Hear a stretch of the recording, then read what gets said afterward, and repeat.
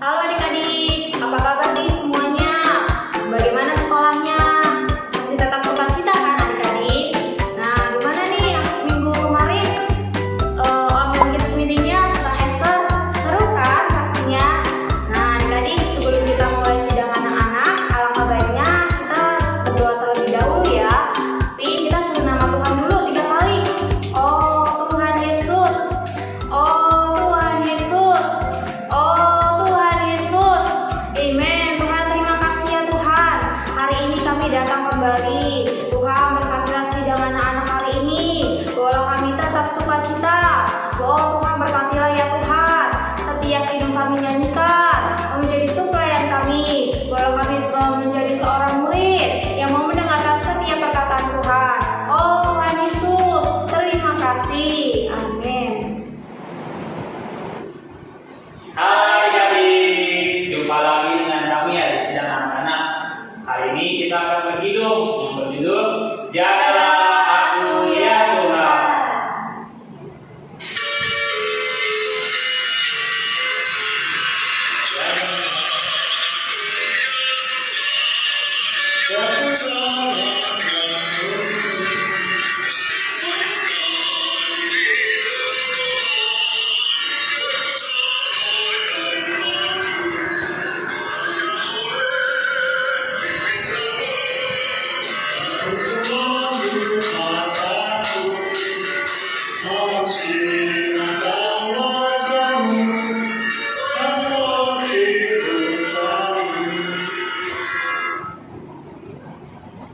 Nah, adik-adik seperti biasa, tahun ini juga memiliki gerakan.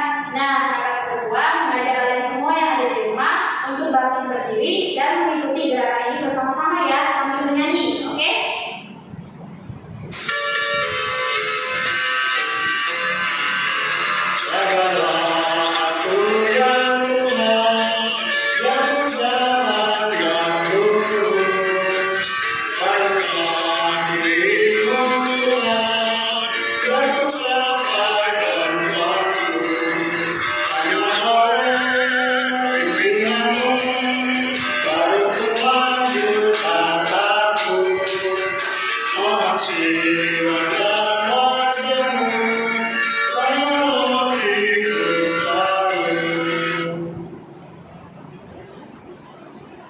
Nah, sudah hafal belum lagunya dan gerakannya?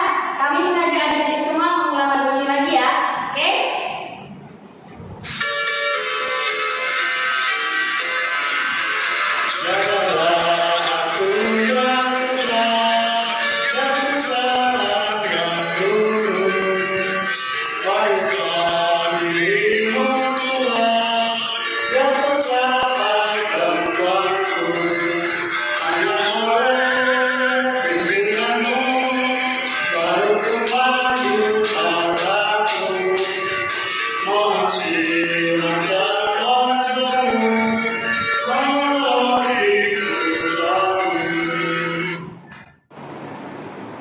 Amin. Puji Tuhan adik-adik, sebelum kita mendengarkan firman Tuhan, mari kita sama-sama berdoa. Tuhan Yesus, terima kasih Tuhan atas penyertaan Tuhan selama seminggu lamanya. Tuhan Yesus, sekarang kami akan mendengarkan firman-Mu Tuhan. Berkati kami Tuhan, berikan kami telinga yang mendengarkan Tuhan. Kami mendengarkan firman-Mu. Tuhan Yesus, kami mengasihi-Mu Tuhan. Amin. Puji Tuhan adik-adik, hari ini kita akan melanjutkan mendengarkan cerita tentang Esau dan Yakub adik-adik. Nah, di mana cerita minggu lalu kita melihat bahwa Esau ini meremehkan hak kesulungannya adik-adik, sehingga ia menukarnya dengan semangkuk sup kacang merah adik-adik. Nah, adik-adik waktu itu juga nih Yakub ini mendapat berkat hak kesulungan ini melalui ia menipu ayahnya adik-adik. Nah, adik-adik, Tuhan memang menghargai Yakub yang mendapatkan hak kesulungan, juga mengesampingkan Esau yang meremehkan hak kesulungannya adik-adik. Tetapi karena Yakub mendapatkannya dengan cara menipu ayahnya, maka Tuhan tetap akan menghukum Yakub adik-adik. Nah, adik-adik waktu itu Esau ini adik-adik sangat marah kepada Yakub adik-adik, sehingga Esau ini berencana untuk membunuh Yakub adik-adik. Nah, Ribka tahu bahwa Esau akan membunuh Yakub. Nah, sehingga ia tahu kepada Yakub bahwa Yakub harus pergi ke rumah pamannya yang bernama Laban adik-adik. Nah, adik-adik, Ribka tidak tahu bahwa ini adalah terakhir kalinya ia akan bertemu dengan Yakub adik-adik. Nah, kemudian ya adik-adik, Yakub kita tahu bahwa Yakub ini adalah orang yang tenang adik-adik. Ia tidak suka untuk keluar berkeliaran di rumah adik-adik. Tetapi kini ia harus tinggal seorang diri di padang belantara adik-adik yang sangat menyeramkan adik-adik. Bahkan bisa saja di situ ada binatang buas adik-adik. Nah, adik-adik tetapi adik-adik meskipun telah berbuat salah adik-adik, Tuhan masih mengasihi Yakub adik-adik dan ingin agar Yakub ini meminta pertolongan kepada Tuhan adik-adik. Nah adik-adik, malam itu nih Yakub mengambil sebuah batu adik-adik, lalu ia menjadikannya sebagai alas kepalanya untuk ia tidur adik-adik. Nah ketika Yakub tidur adik-adik, dia mendapati mimpi yang sangat istimewa dari Tuhan adik-adik. Di situ dikatakan bahwa mimpi itu semua bangsa yang ada di muka bumi akan diberkati oleh keturunan Yakub adik-adik. Nah adik-adik, mimpi ini menunjukkan bahwa Tuhan akan menyertai Yakub adik-adik, tetapi terlebih dahulu Tuhan akan mendisiplinkan Yakub adik-adik. Nah adik-adik, ketika ia bangun adik-adik Yakub lalu batu yang dipakai ini jadi batu ini ia buat mendirikan sebuah tubuh adik-adik, kemudian dia menyiraminya dengan minyak dan seperti itu adik-adik. Nah adik-adik, kemudian Yakub melanjutkan nih perjalanannya menuju rumah pamannya yang bernama Laban adik-adik. Nah ketika ia mendekati Haran adik-adik, ia mendapati beberapa kawanan domba juga gembala yang ada di sekitar sumur itu adik-adik. Lalu ia bertanya kepada mereka, apakah kalian mengenal Laban? Lalu mereka menjawab, ya kami mengenal Laban. Nah adik-adik, beberapa saat kemudian anak dari Laban yang bernama Rahel datang ke sumur itu adik-adik. Lalu Yakub menggulingkan batu yang menutupi sumur itu, lalu ia memberi minum kepada kawanan domba itu adik-adik. Lalu ia menceritakan kepada Rahel tentang dirinya sendiri. Rahel sangat bahagia, lalu ia kembali ke rumah, berlari ke rumah ayahnya dan menemui Laban. Lalu Laban datang ke sumur itu untuk menyambut Yakub adik-adik. Akhirnya Yakub tinggal di rumah Laban adik-adik. Nah adik-adik, setelah genap sebulan lamanya adik-adik, berkatalah Laban kepada Yakub adik-adik, kau ini tidak seharusnya bekerja untukku dengan cuma-cuma. Aku akan memberikan apa yang engkau inginkan. Nah Laban ini memiliki dua orang anak adik-adik. Yang paling tua bernama Lea. Nah yang paling muda adalah Rahel adik-adik. Nah Yakub dengan mudah memutuskan untuk memilih Rahel adik-adik. Lalu ia berkata kepada Laban, biarkan aku bekerja di sini selama 7 tahun agar aku bisa mendapatkan istriku yaitu Rahel. Nah adik-adik, setelah 7 tahun hari yang ditunggu-tunggu telah tiba, yaitu pernikahan Yakub adik-adik. Yakub sangat bahagia adik-adik. Nah setelah pernikahan itu adik-adik, Yakub sangat kaget nih adik-adik. Ternyata yang dia nikahi bukanlah Rahel adik-adik, tetapi kakak dari Rahel itu yaitu Lea adik-adik. Nah adik-adik, paman Yakub yaitu Laban telah mengingkari janjinya dan Yakub telah menipu Yakub adik-adik. Nah adik-adik, inilah pengaturan kedaulatan Tuhan atas Yakub adik-adik. Dia mengasihi Yakub dan ingin agar Yakub berubah adik-adik. Nah adik-adik, meskipun Tuhan mengasihi Yakub adik-adik, tetapi Tuhan kita tuh Tuhan yang adil adik-adik, sehingga ia perlu untuk mendisiplinkan Yakub adik-adik.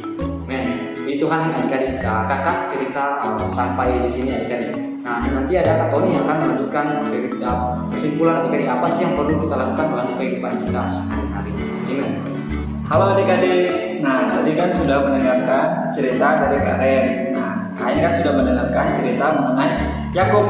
Nah adik-adik, melalui kisah Yakub ini kita bisa melihat bagaimana Yakub menerima berkat hak kesulungan. Nah tapi adik-adik, Yakub memperoleh hak kesulungan ini melalui dia menipu orang tuanya, khususnya Yakub menipu ayahnya. Nah adik-adik, kemudian karena Yakub menipu ayahnya dan bahkan merebut hak kesulungan kakaknya yang bernama Esau, dan Esau pun menjadi membenci Yakub. Nah karena orang tuanya takut Esau melakukan membunuh Yakub, nah makanya orang tua Yakub menyuruh Yakub pergi tinggal bersama pamannya yang bernama Laban. Nah adik-adik, melalui Yakub berdosa terhadap ayahnya ini, banyak hal yang terjadi terhadap Yakub. Adik-adik, hasil dari Yakub berbuat dosa adalah kepedihan hati. Nah banyak hal yang dilalui oleh Yakub ketika Yakub perjalanan pergi menemui pamannya yang bernama Laban. Nah tadi kan udah dengar bagaimana Yakub melewati padang gurun, gunung yang gersang, bahkan menghadapi binatang buas. Nah, adik-adik, melalui hal ini, adik-adik kita perlu belajar menjadi orang yang tidak boleh berbohong ya, berbohong, khususnya jangan mencoba berbohong terhadap orang tua. Nah, adik-adik, Tuhan memang mengasihi Yakub meskipun Yakub berbuat salah. Karena Tuhan mengasihi Yakub, makanya Tuhan mau mendisiplinkan Yakub dengan cara Yakub pergi ke rumah pamannya yang bernama Laban. Adik-adik, banyak hal Tuhan mendisiplinkan Yakub. Tujuannya adalah agar Yakub memohon terhadap Tuhan dan minta ampun terhadap Tuhan, bahkan Yakub menjadi orang yang tidak berbuat demikian lagi. Nah, adik-adik, kita di rumah ya adik-adik, Tuhan hari ini ketika kita adik-adik, misalnya adik-adik berbuat salah nih, adik-adik berbuat dosa di hadapan Tuhan. Adik-adik, Tuhan kita mau mendisiplinkan kita melalui orang tua kita. Nah, adik-adik pasti, ayo siapa yang di rumah nih pada kena marah sama orang tuanya karena melakukan satu kesalahan. Adik-adik pasti pernah mengalami kan? Nah, adik-adik, semuanya itu adalah untuk agar orang tua adik-adik mengasihi adik-adik. Orang tua adik-adik mau mendisiplinkan adik-adik agar adik-adik menjadi orang yang lebih baik, agar adik-adik menjadi orang yang takut akan Tuhan. Nah, adik-adik, melalui cerita ini kita bisa melihat upah dosa adalah kepedihan hati. Oleh karena itu adik-adik di rumah belajar ya, jadi anak-anak yang takut akan Tuhan, tidak boleh berbohong terhadap sesama. Nah, adik-adik, Kak Tony tutup sampai di sini. Adik-adik, Kak Tony mau mengajak adik-adik menghafal ayat hafalannya terdapat di dalam Bilangan pasal 32 ayat 23. Bunyinya, kamu akan mengalami bahwa dosamu itu akan menimpa kamu. Sekali lagi ya, Bilangan pasal 32 ayat 23. Bunyinya, kamu akan mengalami bahwa dosamu itu akan menimpa kamu. Ini adik-adik, sidang anak-anak kita sampai di sini. Sebelum kita berakhir, Kak Tony mau mengajak adik-adik berdoa ya. Kita berdoa bersama-sama, kita menyembah nama Tuhan. Baik, amin. Oh Tuhan Yesus, oh Tuhan Yesus, oh Tuhan Yesus. Tuhan, terima kasih ya Tuhan atas sidang anak-anak. Tuhan, kami mau belajar bersama-sama. Tuhan, bagaimana dalam sikap kami, Tuhan, apa yang kami kerjakan setiap hari. Tuhan, kami tidak menjadi anak-anak yang tumbuh di bawah dosa. Tuhan, biarlah kami menjadi anak-anak yang takut akan Tuhan, yang tidak mau berbohong terhadap sesama. Tuhan, biarlah melalui kisah Yakub ini, Tuhan, kami sama-sama belajar bahwa pentingnya hak kesulungan. Oh Tuhan Yesus, berkati setiap diri kami dalam pertumbuhan kami anak-anak. Biarlah setiap firman-Mu terus tersusun di atas setiap diri kami. Tuhan Yesus, terima kasih. Amin.